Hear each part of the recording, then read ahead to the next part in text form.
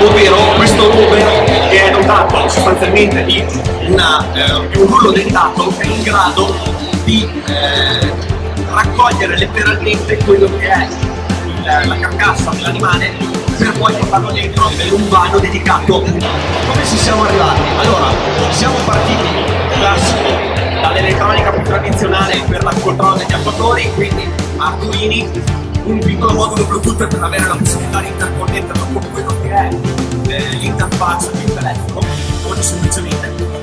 Subito dopo abbiamo utilizzato la Raspberry Pi per raccogliere quella che è l'immagine dell'animale. Avete già provato, funziona, avete già testato questa macchina oppure no? La macchina è stata testata a livello principale. Per gli sviluppi futuri io vi passerei la parola al mio amico Andretta e vi parlerò Del prossimo anno. Per quanto riguarda il prossimo anno, la funzione di calcolo di intervenire sulla parte di come potete vedere, la parte di calcolo in alta infatti non c'è nessun contenitore interno per stoccare dei contenuti.